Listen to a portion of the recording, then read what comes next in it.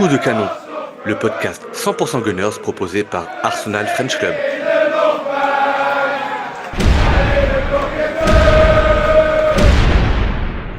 Quatre petits jours nous séparaient du match de ce soir à la prestation taille patron face à Aston Villa. 14 points, 14 places, pardon, et 22 points nous séparaient de notre adversaire du jour, Bournemouth. Alors certes, Bournemouth, c'était une défaite à domicile depuis le début de la saison. C'est évidemment la 17e défense au coup d'envoi de cette rencontre, mais la deuxième meilleure défense de ce championnat à domicile.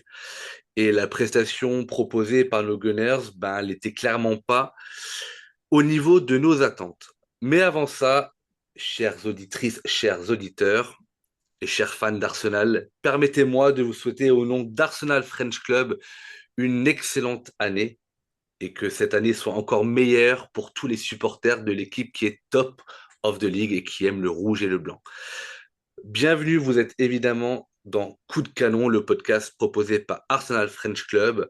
Arsenal vient de s'imposer 3-2 au Vitality Stadium à Bournemouth dans un match que l'on a hâte d'oublier tellement la prestation a été plus que moyenne et qu'on aura réussi à se faire peur. On va débriefer tout de suite. Pour m'accompagner aujourd'hui, j'ai l'immense plaisir de recevoir Louis Tartex. Salut Louis, comment vas-tu? Salut Raoul, bonne année à tous. Et ça va assez bien, mais pas top après ce match. Alors je le dis, je le disais, victoire poussive, mais victoire. Et c'est le plus important dans cette course à la Première Ligue. Euh, je suis quand même souvent le premier à rappeler qu'en Première Ligue, aucun match n'est évident. Alors, des fois, l'adversaire te met en difficulté parce qu'il élève vraiment son niveau de jeu. Aujourd'hui, j'ai vraiment l'impression, mais on va en parler juste après, Louis, que c'est Arsenal qui n'était clairement pas au rendez-vous. Bournemouth s'est battu avec ses forces, mais la prestation, elle était clairement pas digne d'un prétendant au titre en tout cas, pour ma part. Après, victoire il y a, et c'est tout ce que l'on va retenir. Pardon. La compo du jour, Louis, avec le retour de Declan Rice, qui s'est remis de sa blessure au genou. Derrière, on avait donc David Raya au but, avec Timber, Saliba, Gabriel et Nkapie. Milieu de terrain avec Zubimendi, je le disais donc, le retour de Declan Rice et Martin Odegaard. Et devant un gros turnover, puisque Madueke et Martinelli étaient titulaires, aux côtés de Gyökeres qui gardait la confiance du coach. Euh, pour toi, la compo, logique par rapport à l'adversaire, aux éventuelles rotations qu'on attendait, quelques surprises. Tu en as pensé quoi, toi, lui?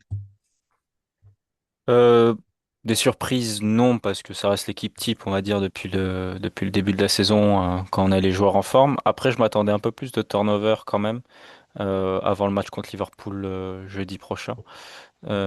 Notamment, je pensais voir Jesus titulaire un peu après sa forme de ces derniers matchs et reposer un peu Gyökeres qui passe son temps à enchaîner les efforts. Et pour le reste, ouais, le retour de Rice était quand même assez sympa. J'étais pas trop sûr qu'il soit dispo, donc c'est bien. Et pour le reste, on va dire que de toute façon, la défense, je m'attendais pas à grand-chose d'autre. Donc, à part le 9 au final, je suis content de voir aussi Madueke et titulaire à place de Saka, c'était bien de le faire souffler. Et on en reparlera, mais les deux ailiers, au final, c'était un peu le jour et la nuit. Donc, l'un a confirmé, tandis que l'autre a déçu L'un a eu beaucoup de ballons, l'autre un petit peu moins aussi. aussi. Euh, Louis, cette première période, et on va pas faire je veux dire, du minute par minute, parce Ouais. qu'effectivement, il y a eu 5 buts dans cette rencontre-là, mais j'allais dire que finalement, le résumé de ce match, et pour commencer de cette première période, c'est qu'on a été très rapidement mis en difficulté, on a été très rapidement mis sous pression, et fait assez rare pour être souligné, grosse erreur dès la 10e minute de Gabriel Magalhaes, qui, sur une erreur énormissime de relance, je sais même pas à qui veut la mettre, sert sur un caviar Evan Nilsson qui est face au but et face au but vide, puisqu'en plus de ça, Raya avait fait l'appel et avait dézonné son but pour faire l'appel et proposer une solution à Gabriel. Et c'est clairement un but gag qui vient sanctionner une apathie complète de la part de nos Gunners, mais qui vient aussi récompenser, je trouve, même si on leur donne le but, une entame de match assez intéressante de Bournemouth. Ouais, ouais, c'est complètement ça. On se fait bouger dès les premières minutes. Je m'étais noté par le pressing très intense de cette équipe. Ah, c'est l'équipe de Premier League qui presse le plus haut et qui met le plus d'intensité dans sa défense. Donc voilà, on n'était pas surpris. Maintenant, j'étais pas non plus surpris de notre entame. On a toujours du mal à l'extérieur à mettre l'impact qu'il faut. Mais par contre, quelle erreur de Gabriel, alors que juste avant, on avait une grosse occasion avec un gros débordement de Madueke. Et derrière, c'est vrai que comme tu dis, on sait pas trop ce qu'il veut faire. Pour le coup, Timber est très loin et je pense pas que c'est pour lui. Donc je pense que c'est vraiment une erreur complète de lucidité. Euh, et on est crucifié d'entrée alors que bah, même s'ils sont pressants, ils n'avaient pas non plus beaucoup d'occasions. Et ça, on prend encore un but un peu bête comme ces derniers temps où on laisse un peu l'adversaire nous punir. Donc c'est une entame de match un peu particulière où j'ai pas l'impression qu'on est dans le match et en plus on se fait punir. Donc c'est assez frustrant quand tu sais que tu finis assez fort contre Villa et là on repart comme si il s'était rien passé quoi.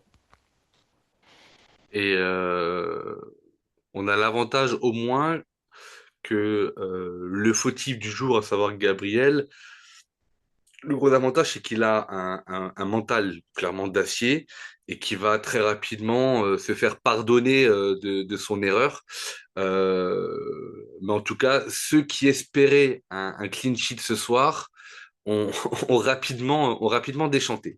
Donc 10 minutes de jeu, ça fait 1-0 pour les locaux. Et il aura pas fallu douter trop longtemps, puisque dès la 16e minute, Arsenal revient au score sur un travail extraordinaire de Noni Madueke sur son côté droit, qui centre en retrait. La balle, il y a une sorte de cafouillage, pardon.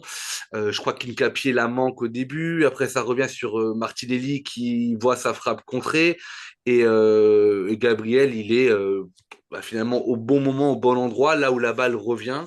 Et pied gauche, frappe, coup de pied, ça fait but, ça égalise. Et on le voit très soulagé de marquer rapidement et de finalement, je vais dire, annuler son erreur de début de match. Ouais, c'est ça. On remet direct le pied sur l'avant, le pied sur le ballon et on repart de l'avant et encore une fois on se sert de nos forces. Donc Madueke dans ce début de match qui est très électrique, qui déstabilise complètement son vis-à-vis Truffert. Et voilà, on trouvait que Saka manquait un peu de punch depuis quelques matchs. Là on voit que la force de Madueke c'est quand même sa capacité à déstabiliser par sa vitesse, par ses dribbles. Et ce festival à la fois qui met en avant tellement de maîtrise technique, mais aussi de d'audace, ce qui fait un peu de bien de notre côté. Et un festival d'occasion dans cette surface qui est conclu quand même par ce but. Et ce qui est quand même marrant, c'est que de la 20e je crois, au but de Rice, on n'avait pas marqué, on n'avait pas frappé, et toutes nos occasions sont sur cette action. Du but, où on a quatre ou cinq frappes d'affilée là. Donc bon, on est récompensé, mais quand on sait après ce qui se passe, c'est un peu marrant. Mais pour Gabriel, bon, c'est bien pour lui. Il avait fait pareil contre Newcastle, où il avait fait une grosse erreur sur le but de Voltema 2, si on se souvient bien, et qui avait réussi Mhm. à nous délivrer la victoire quelques minutes après. Donc on va dire qu'il est à la fois chat noir et une bénédiction pour nous ce soir. Ouais, globalement, dans cette première période, je trouvais que rien n'allait. Alors, je veux pas être défaitiste, mais mais quand je dis que rien n'allait, c'est-à-dire que euh, quand on avait le ballon ou quand on relançait le ballon de derrière, tu avais des joueurs qui se plaçaient d'une certaine façon sur le terrain, ce qui laissait présumer d'une sorte de schéma tactique, et qu'en fait, on faisait l'inverse de ce que de ce qu'imposait le positionnement de nos joueurs. Je vais essayer de m'expliquer. Un truc très bête. Quand j'en ai déjà parlé, ça fait 2 3 ans que j'en parle et je donne souvent un exemple. Quand tu as ton 6 qui revient entre les deux centraux récupérer le ballon, le foot moderne veut que tes deux centraux écartent, l'un à gauche, l'un à droite, que ton 6 devienne finalement le point central à la relance et que tes deux ailiers montent assez haut sur les côtés. Ça, c'est le foot moderne qui veut ça. Et à plusieurs reprises, on a vu Timber et Hincapié très haut, avec Zubimendi qui revenait très bas prendre le ballon, avec Saliba et Gabriel qui écartaient. Sauf que quand tu fais ça, tu vas chercher de la verticalité, de la profondeur, puisque tu te retrouves à 3 derrière.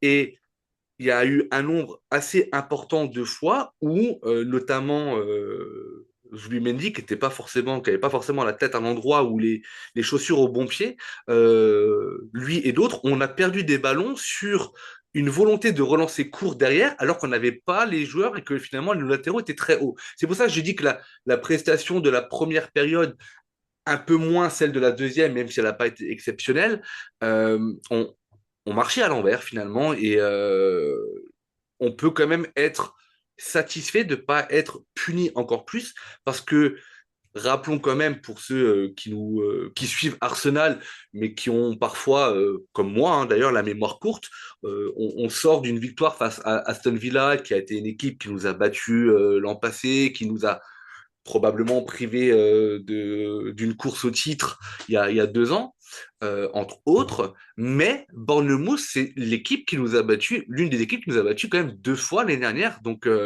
c'est une équipe de milieu de tableau.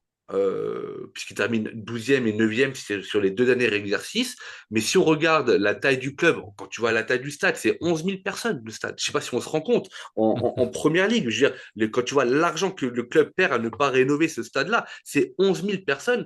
Euh, je veux dire, eux, ils ont fait le job. Ils ont fait le job très clairement. Et nous, on a juste pas su rebondir. Et je me pose même la question, je sais pas ce que toi tu en penses, est-ce qu'il n'y avait pas une sorte de relâchement après le match de Villa où tu livres une très grosse performance, où tu mets à 6 points un concurrent direct qui venait de te battre en plus, qui t'avait malmené chez lui, dans un contexte, on le connaît, avec Naïmri, avec Martinez, etc., où tu délivres une deuxième période vraiment taille patron, où tu écrases un adversaire qui est troisième du championnat, quand tu vois le match qu'on fait il y a 4 jours, c'est pour ça que je donnais un peu ces chiffres clés en introduction.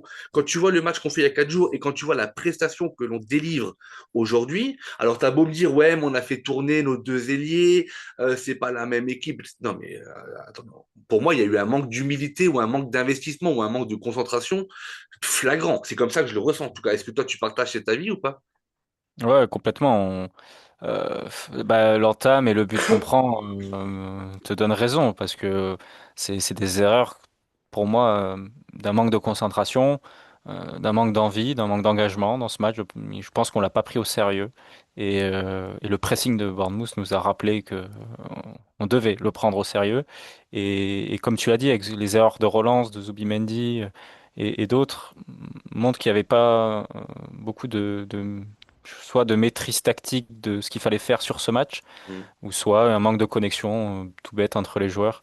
J'ai trouvé que notre côté gauche a été en première mi-temps complètement inutile presque. On jouait à 6 ou 7. Enfin, il n'y avait aucune connexion, on n'arrivait pas à trouver Martinelli, on trouvait pas une capier, je trouvais même Rice en début de match, il était nerveux. Enfin, c'était un match très bizarre, hein. On donnait le bâton pour se faire battre, mais je sais pas, il y avait un manque de volonté globale et pour autant, on n'était pas non plus extrêmement dominé. Donc il y avait un flou bizarre dans ce match, dans cette première mi-temps. Et, et c'est difficile de comprendre vraiment qu'est-ce qui allait pas. Je pense, comme tu dis, ouais, il y avait un manque d'envie, un manque peut-être de sérieux. Et on aurait pu prendre plus de buts hein. En première mi-temps, on prend 7 ou 8 occasions avant la mi-temps. Donc il y a, il y a, il y a des choses un peu bizarres.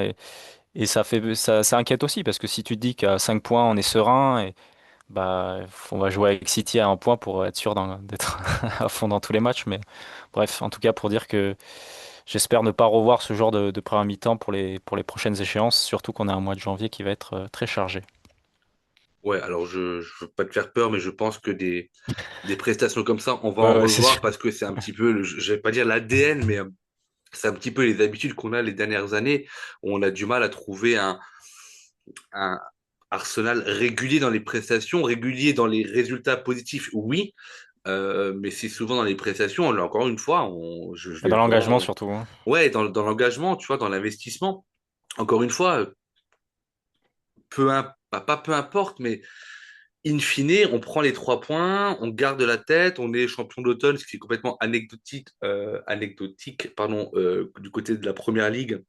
Mais voilà, je crois que c'est la 18e journée qui avait été décalée.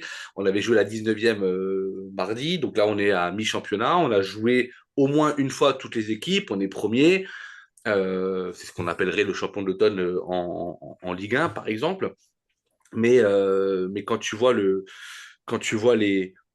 l'agenda qui nous attend, je pense que tu vois, contre Liverpool, par exemple, j'ai hâte d'y être parce que je veux voir si, malgré les difficultés, mais ça on en parlera peut-être après, malgré les difficultés de Liverpool rencontrées cette année, est-ce que Arteta va de nouveau faire ce complexe d'infériorité où il va vouloir tellement cadenasser qu'on va en perdre notre football, ou est-ce qu'au contraire on va vouloir vraiment mettre les ingrédients pour les défoncer? Mais ça on y reviendra un petit peu plus tard dans l'épisode.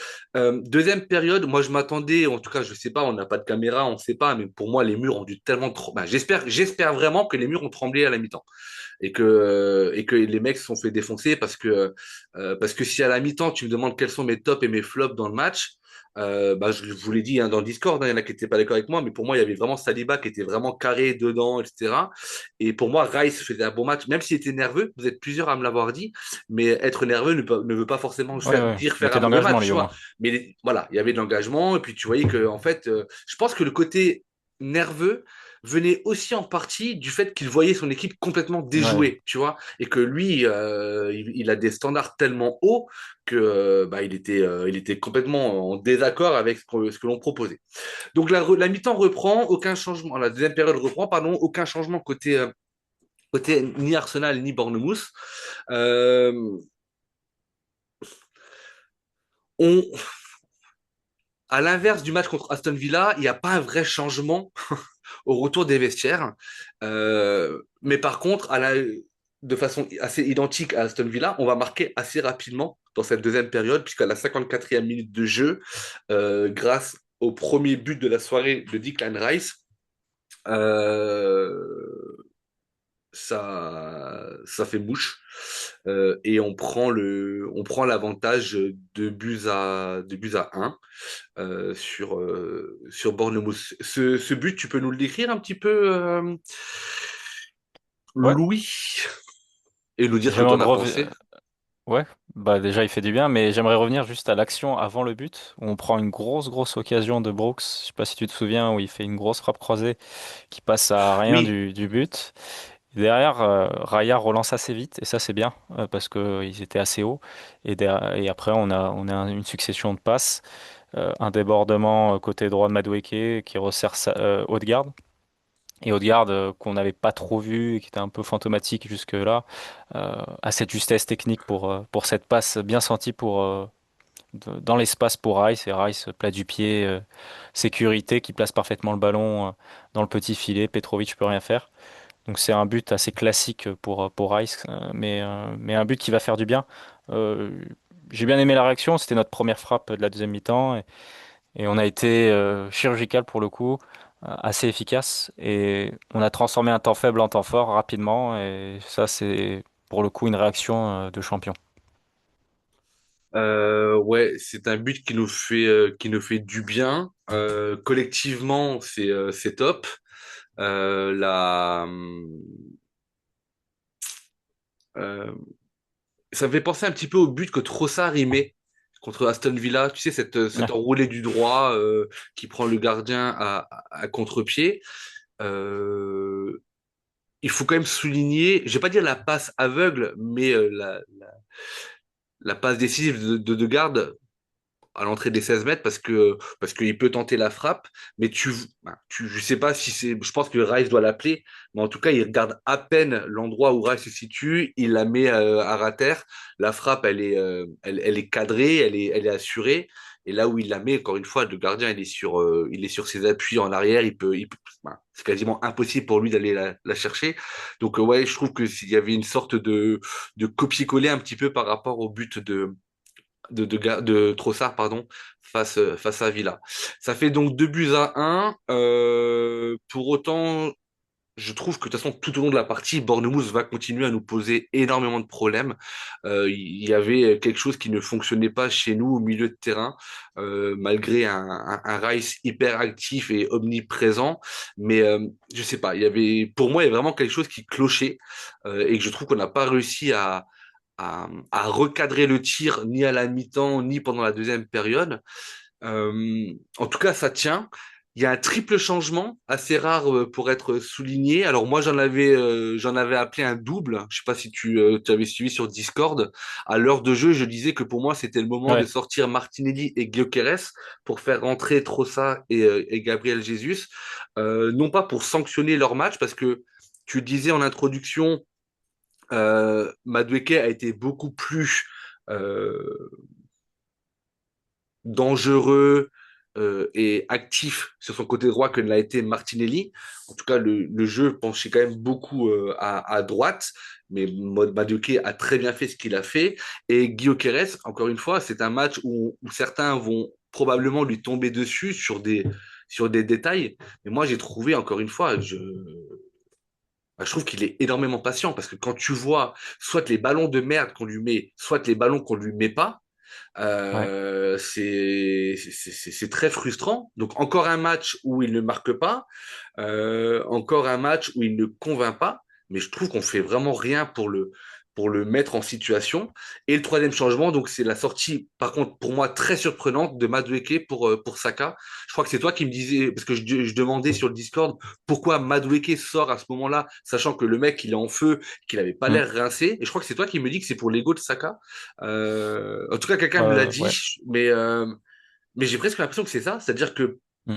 même si Saka va faire une passe D un peu plus tard, on va y revenir, mais il n'y a aucune raison de sortir ton, ton attaquant le plus actif, alors que le mec, il a encore un peu de jus, je trouve, quoi. En tout cas, bref, c'est des changements qui sont faits.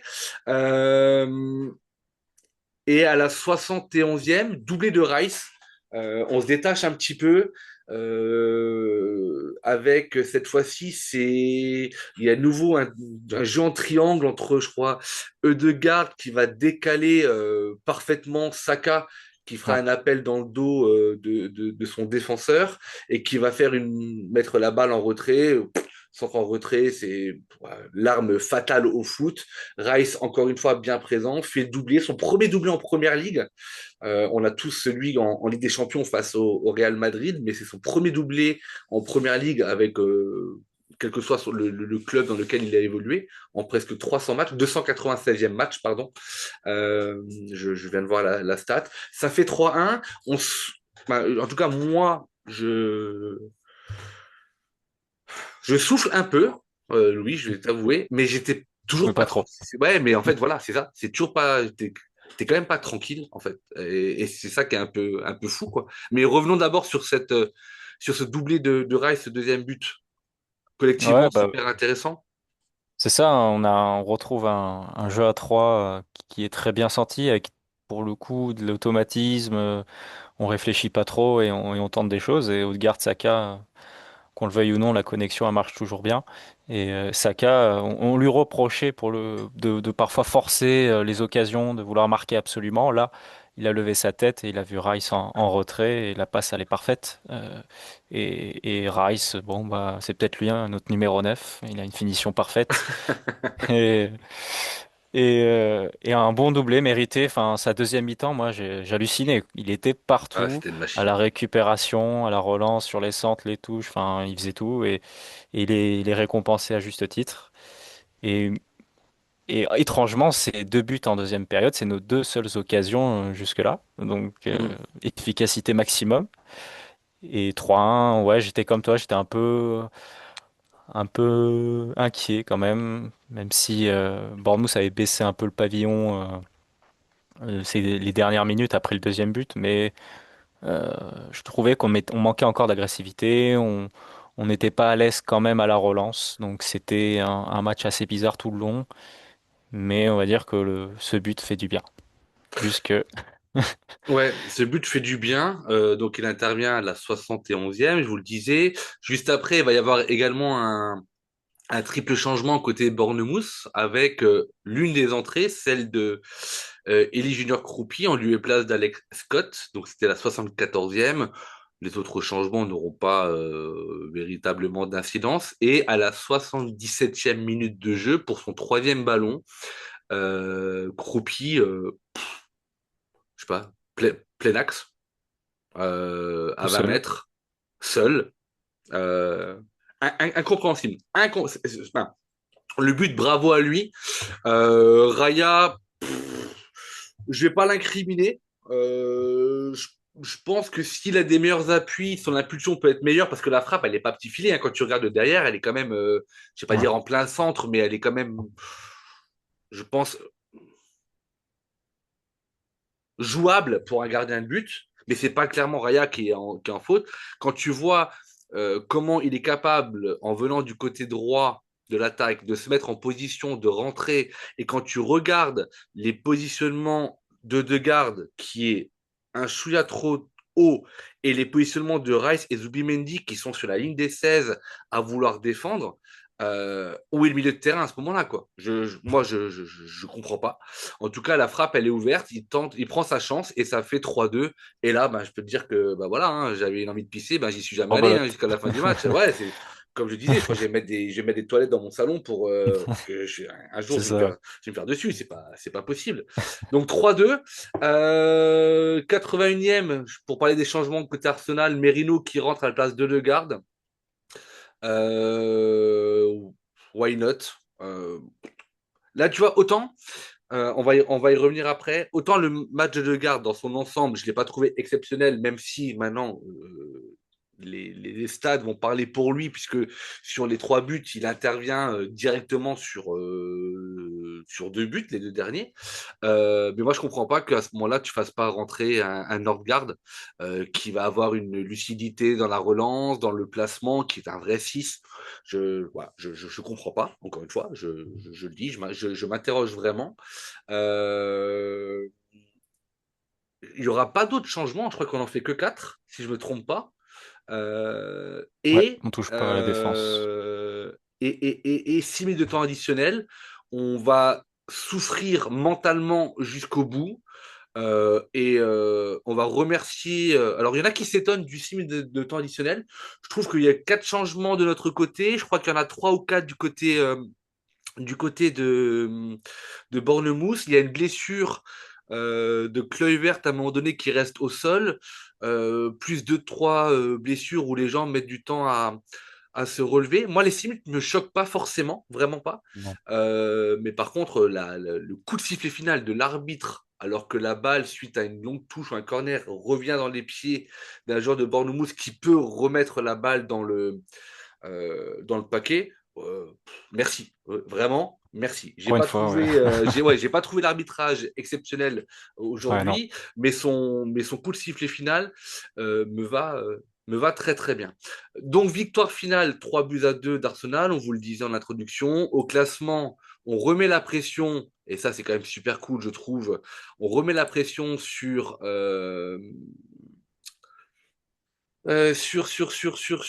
City, pardon. Excuse-moi, je cherchais mes mots. Parce que justement, bah, City ne joue que demain contre Ouais, Chelsea, Chelsea, si je ne me ouais, c'est trompe ça. pas, et que ben, au classement, on remet un petit coup de pression aux Citizens, on reprend les 6 points d'avance qu'on avait sur Aston Villa, donc voilà, ça c'est très bien, et on reprend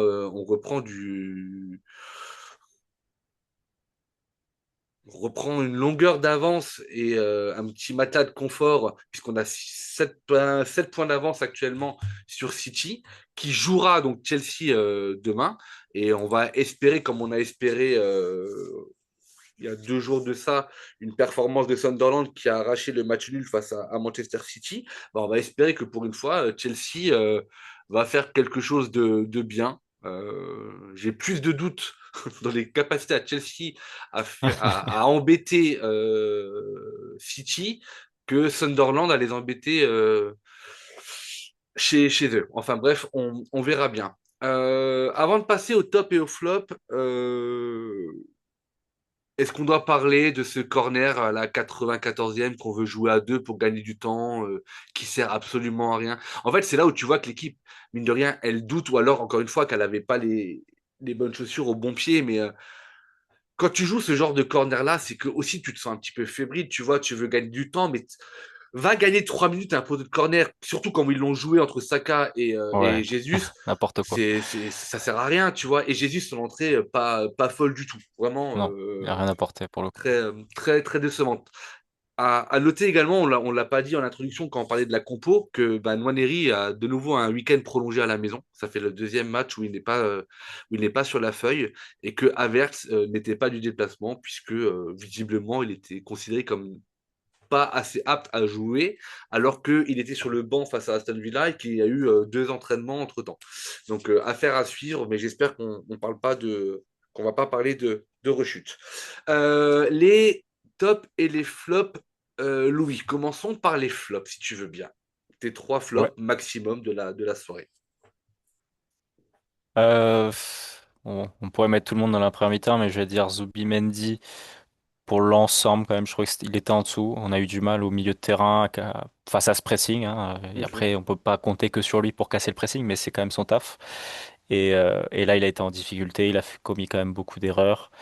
Et je l'ai pas trouvé très très très bon. Il a quand même été bon dans les duels aériens. Mais bon, à part ça, ça a été compliqué. Deuxième flop, Martinelli. Euh, absent des débats aujourd'hui.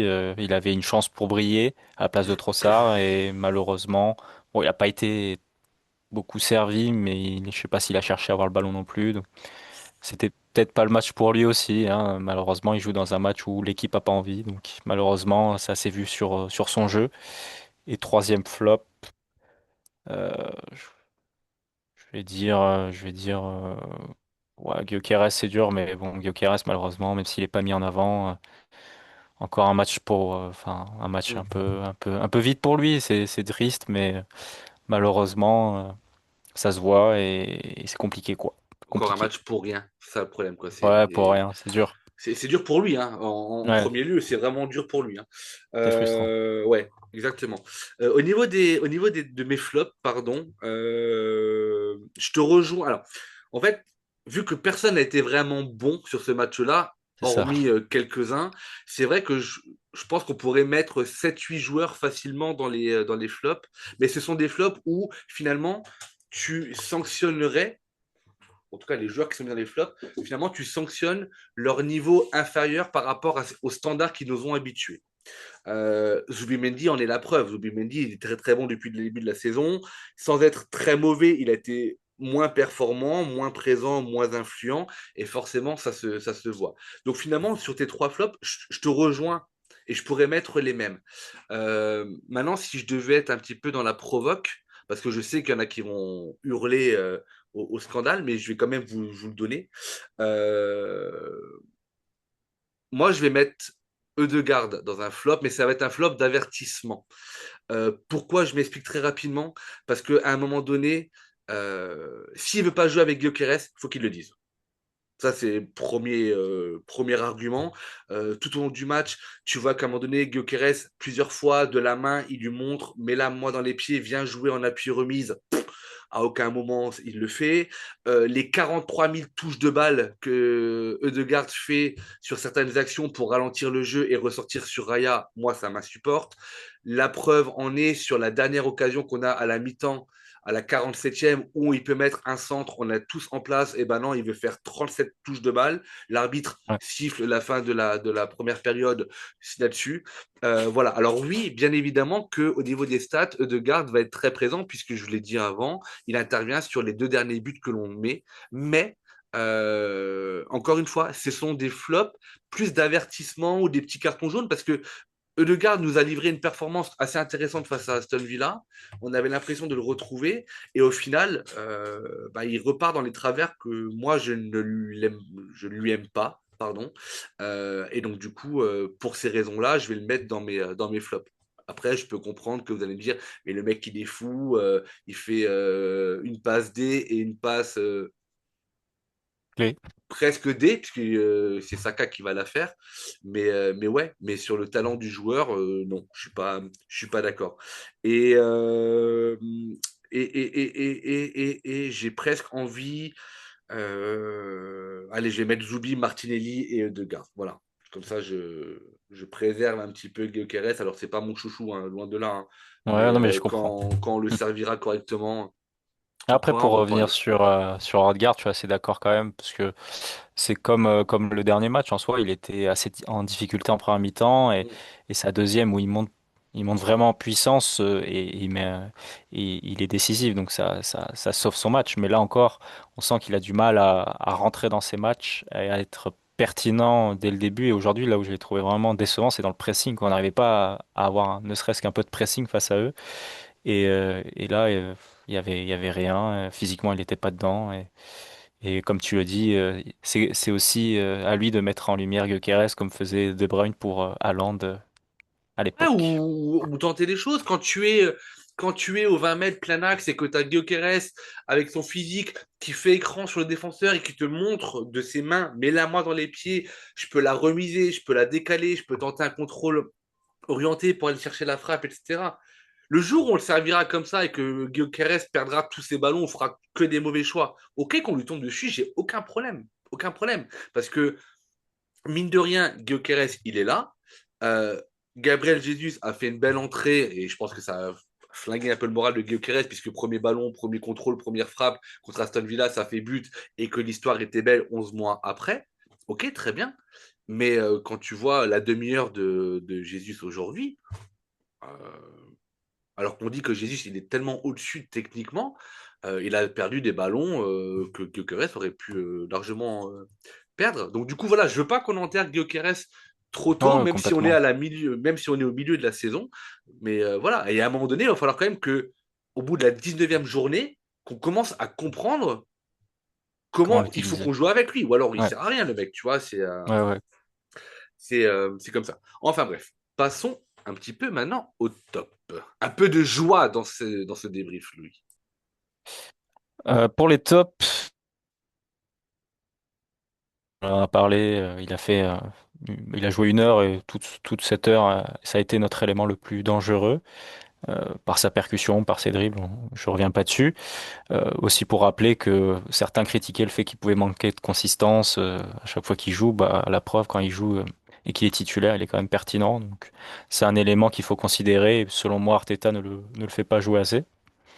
Deuxième top, euh, dans ce marasme défensif, Saliba a été une lumière, un petit phare, et nous a quand même rassurés. Il a sauvé quelques occasions dangereuses. Et troisième top. euh, je vais dire, bah Rice, je suis bête, Rice quand même.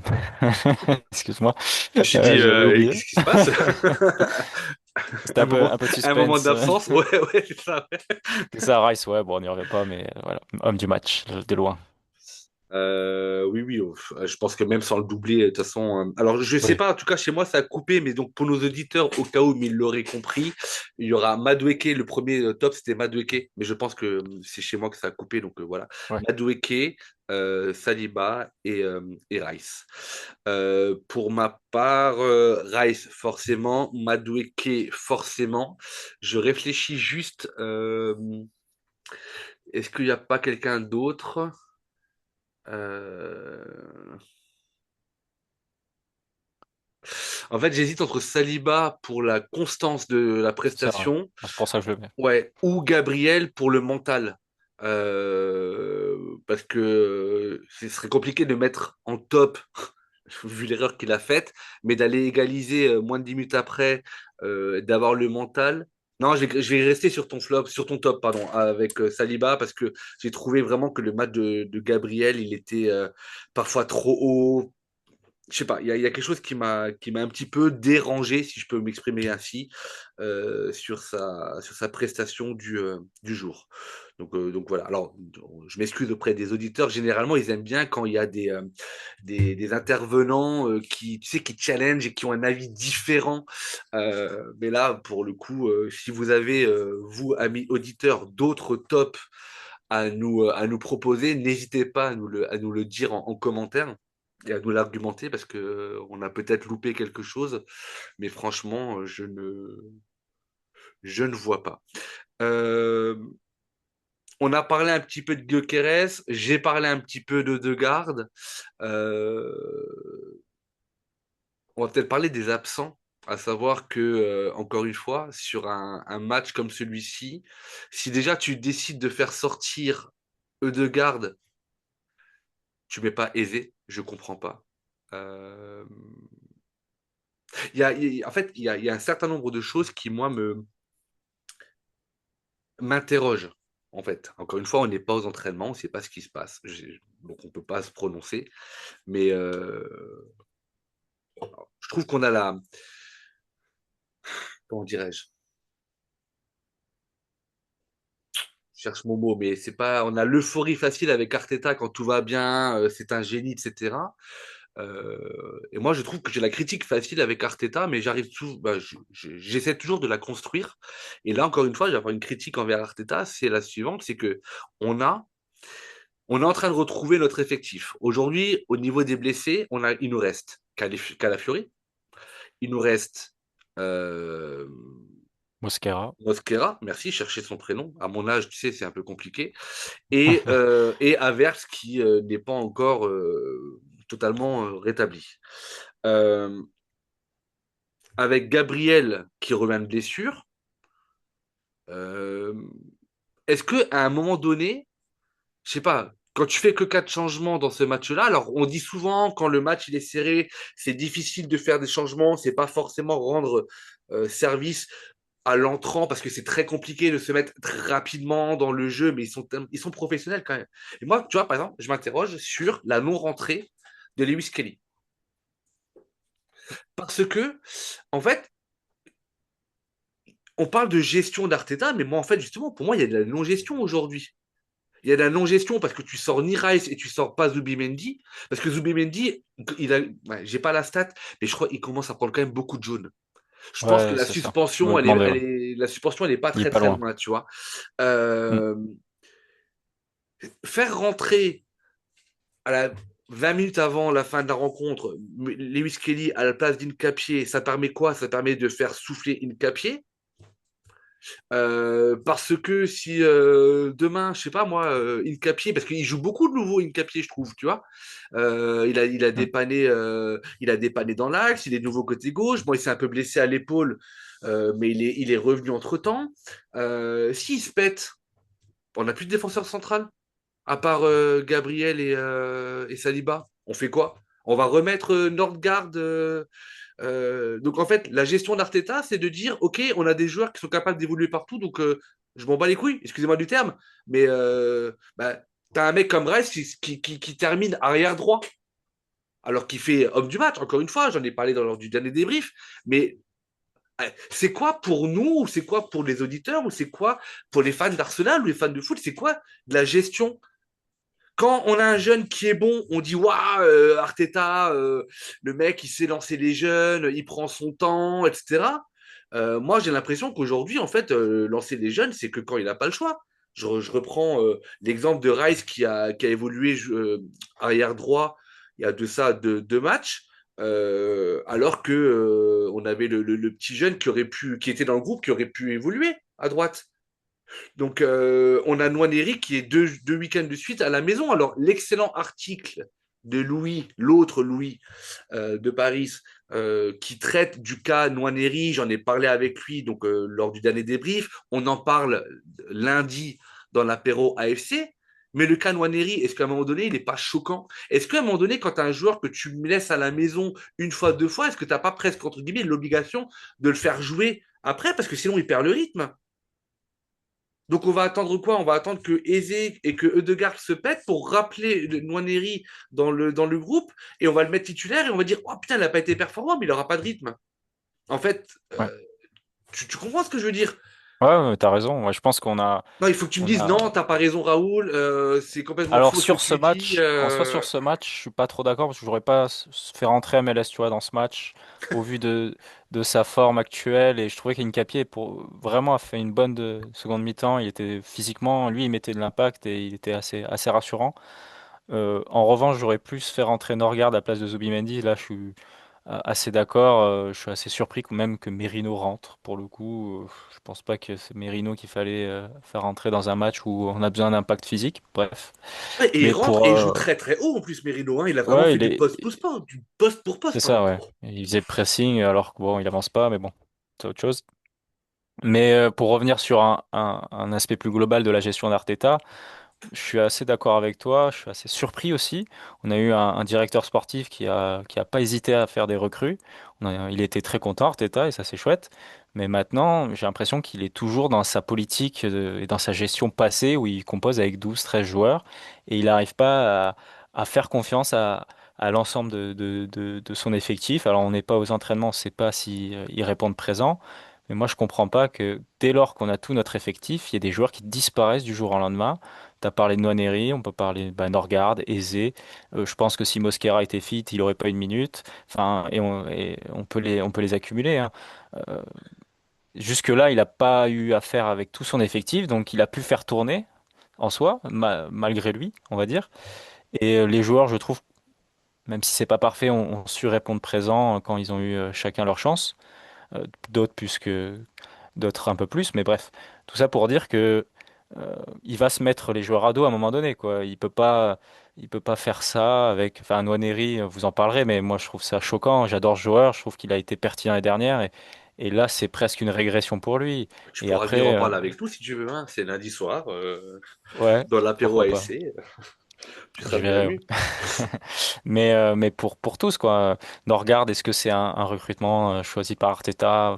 Bah, finalement, peut-être pas, parce que le mec, il est là pour je sais pas, pour Ouais, se mais le mec balader ne dans. déçoit, le mec ne déçoit jamais. C'est Regarde, ça en il a plus. pas déçu une seule fois, tu vois. Je veux dire, C'est le joueur parfait, quoi. le dernier match, tu as Merino qui prend un jaune, qui a deux doigts de prendre un rouge et qui aurait pu clairement prendre le rouge sur le deuxième jaune où il retient par le bras, je sais plus quel attaquant.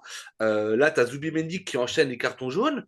Est-ce qu'à un moment donné, ben, moi, tu sais, quand on parle de management ou de gestion d'effectifs, pour moi, il y a aussi le message que tu fais passer, encore une fois. C'est-à-dire que, en gros, tu es en train de dire à Nordgard, en tout cas, moi, de l'extérieur, c'est comme ça que je le ressens, que tu préfères largement Zubimendi, qui a déjà un carton jaune, potentiellement qui peut prendre la deuxième jaune, et te laisser à 10 contre 11.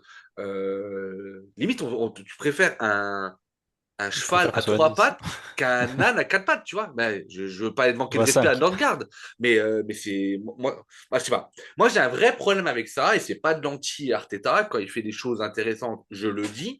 Mais encore une fois, je trouve que, un petit peu à l'image du statut de Saka, où on laisse passer Ouais. beaucoup de choses, et qu'on va dire, ouais, Saka, t'as vu, il a fait une frappe et il a fait une passe D. Mais il va être dégueulasse tout le match. On va dire, ouais, il était trop bon.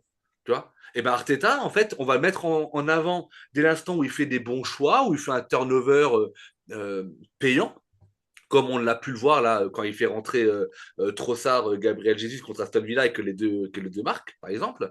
Mais parlons un petit peu de fond, de régularité, de tout ce que vous voulez. Moi, franchement, j'ai vraiment du mal à comprendre qu'on puisse dire que. Alors, les arguments de Louis dans son article sur Nwaneri tiennent la route, hein, je discute pas. Mais à un moment donné, ça veut dire quoi? Et là, le mercato vient de s'ouvrir et se termine, je crois, le 2 février ou quelque chose comme ça, ou le 3 ou le 1er, je sais plus.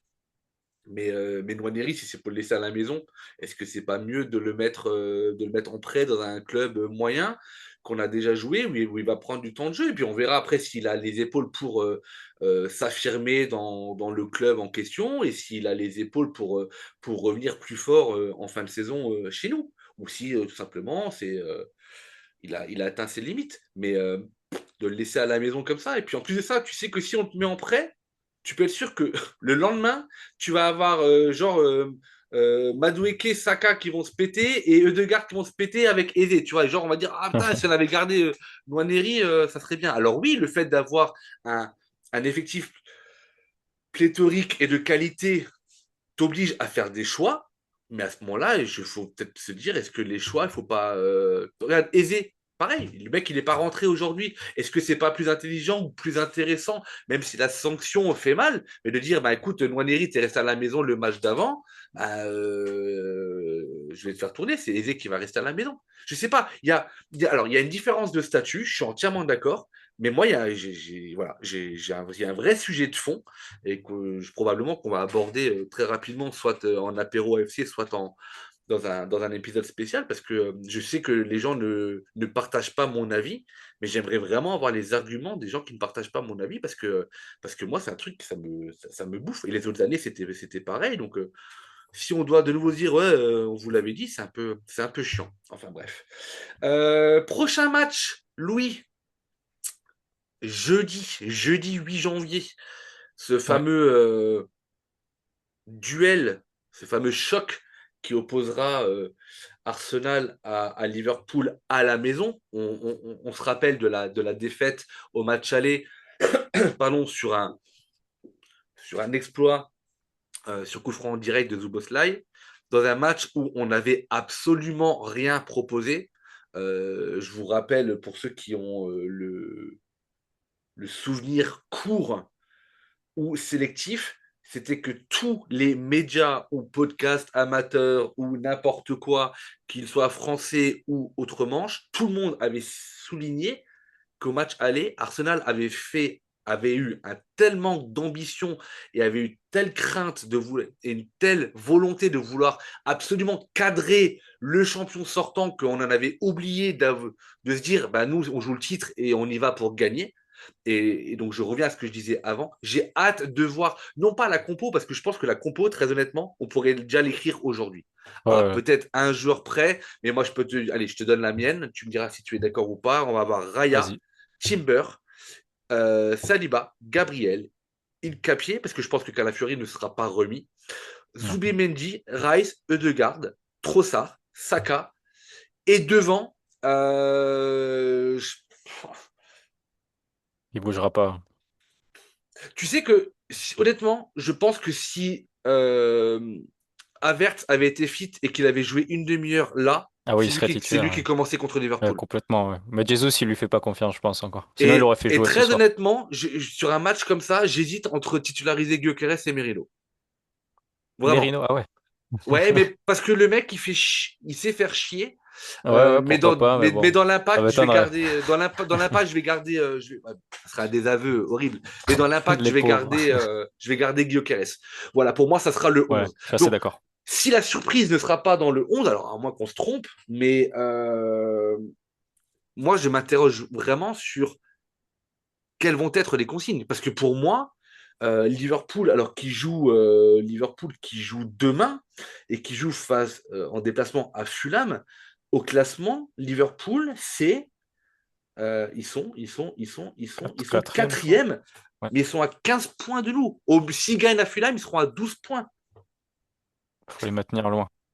Ce qui est assez incroyable parce que quand tu vois qu'ils ont perdu 6 matchs et qu'on a que. Ouais, bah, tu vois Ça bah va ouais, les vite. 6 défaites pour 2 défaites chez nous, c'est les 12 points d'écart. Voilà, c'est mathématique. Mais pour moi, il faut les écraser. Pour moi, Ouais. Liverpool, cette année, ils ne joueront pas le titre. Je veux dire, quand tu auras le classement, Arsenal 48, Aston Villa 42, City 41, potentiellement 44. Allez, on va prendre le parti du principe que City gagne. Tu vas avoir Arsenal 48, City 44, Villa 42, Liverpool, s'il gagne, 36. Il faut considérer que c'est une équipe qu'il faut taper, tu vois.